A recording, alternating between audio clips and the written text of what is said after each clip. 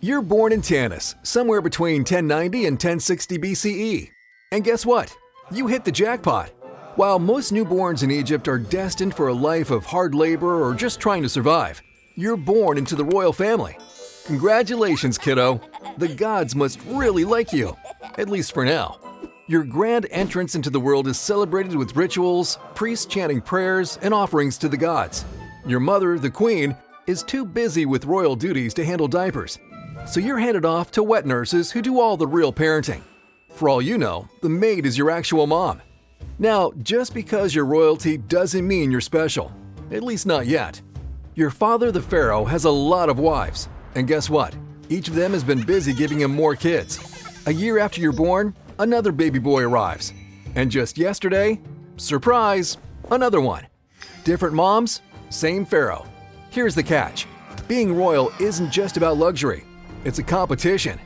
Every single day is an audition for the biggest role in Egypt, future Pharaoh. And let's be honest, your chances aren't looking great. You've got 2 older brothers ahead of you. And spoiler alert, they don't like you. By the time you hit 4 years old, you're shipped off to the school of princes. Playtime? Never heard of it.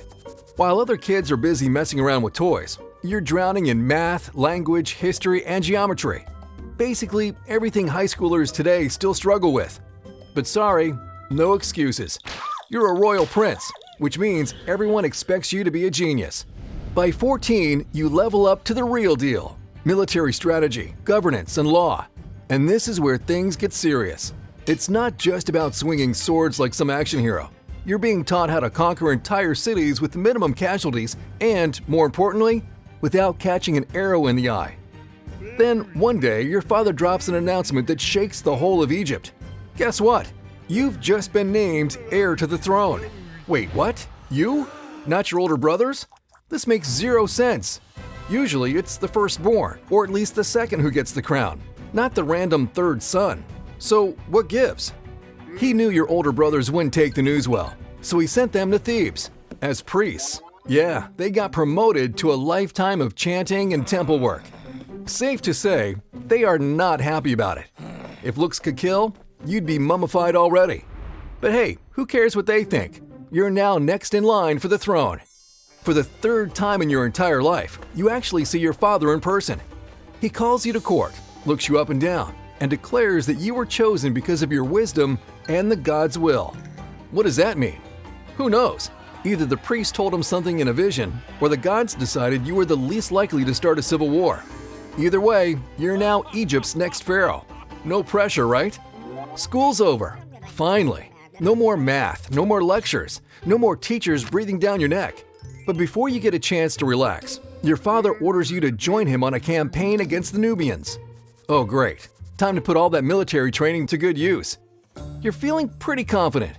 After all, in class it was simple. The charioteers attack from this angle, the archers from that angle. Easy, right? Yeah, no. Your first real battle smacks you with a harsh reality check. Turns out, war isn't just lines on a map and strategies in a scroll. It's brutal, bloody, and terrifying. You barely survive your first skirmish, and most of the men you were leading to cut off the Nubians' retreat? Dead. Just like that. And suddenly, all those textbooks feel like one giant scam. After that disaster, you spend most of your time back at the royal palace, shadowing your father. You quickly realize that being pharaoh isn't just about wearing a cool crown. It's an 18-hour workday, every day, until death. There are no breaks, no vacations, and definitely no retirement. The only alone time your father gets is when he's sleeping, and even then, not really, considering there are always guards outside his chamber and concubines in his bed. Then comes your 21st birthday. Normally, that'd be a reason to celebrate, but for you, it just means one thing: marriage. And not just to anyone. No. You're marrying your sister. Yep, you heard that right. Your own sister. Do you like her? Doesn't matter.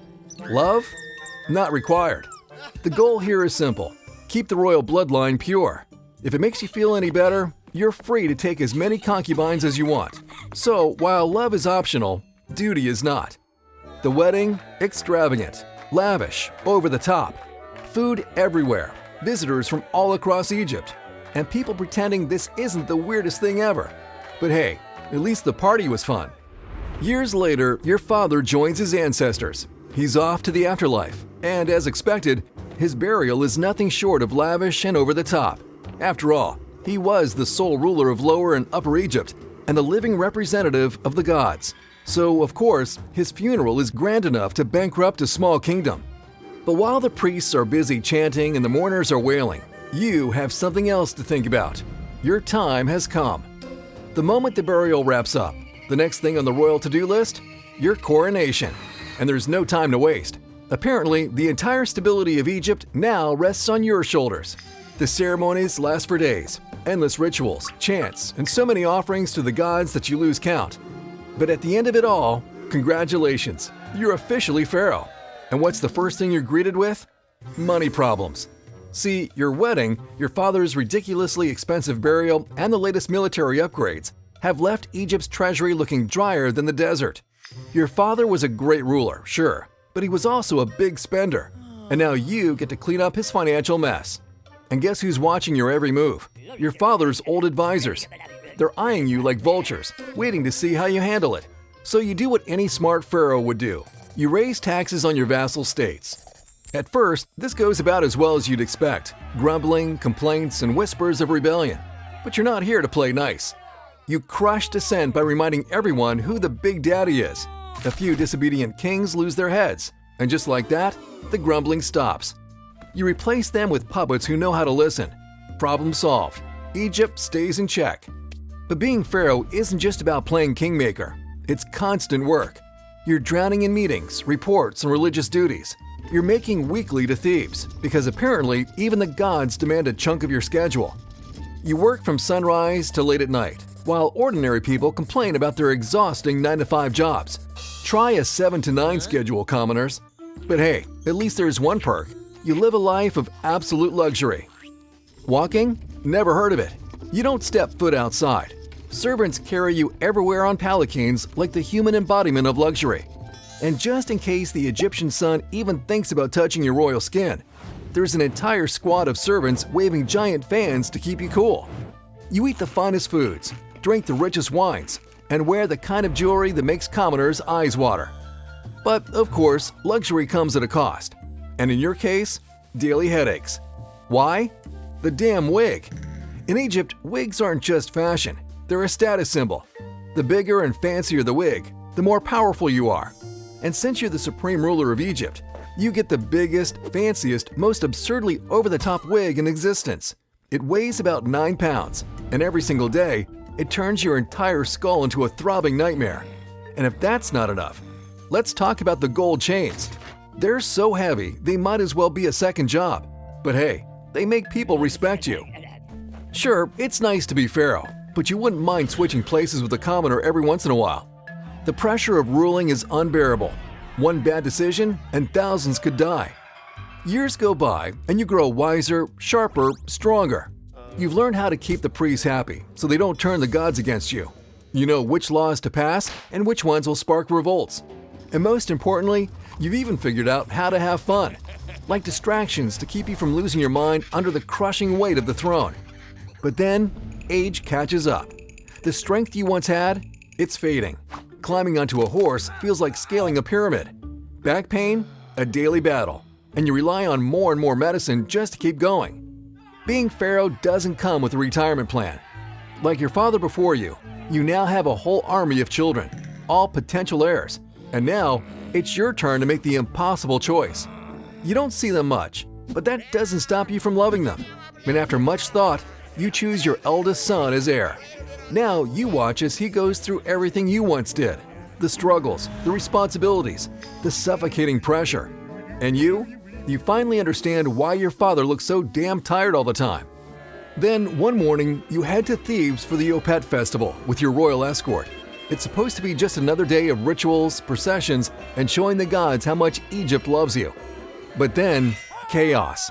Suddenly, some of your own guards turn against you. Blades flash, screams fill the air, and before you even process what's happening, a full-blown brawl breaks out right in front of you. Traitors. Your instincts kick in. You demand a sword, and the moment it's in your hands, muscle memory takes over. Age has weakened your body, but not your skill. Every strike is precise, deadly, the result of years of war and survival. But there's too many of them. One by one, they cut down your remaining guards and servants. And just like that, you're alone. Breathing heavy, you scan their faces. Cold, calculated, merciless. You lock eyes with their leader and ask, "Who sent you?" He smirks. Your brothers and uncles say we should say hello. Then he drives a sword straight into your chest. You feel the warmth of your own blood spilling out, the world tilting as you collapse to the ground. Your vision blurs, your life slips away. Lying there, you realize your mistake. You assumed your brothers wouldn't still want you dead. Big mistake. But regret is useless now. You ruled Egypt well. You didn't fail your people. You didn't fail your ancestors. Your father, the great Pharaoh before you, would be proud. The Egyptians will mourn you. They will build monuments in your honor. And as the darkness takes over, you know one thing for sure.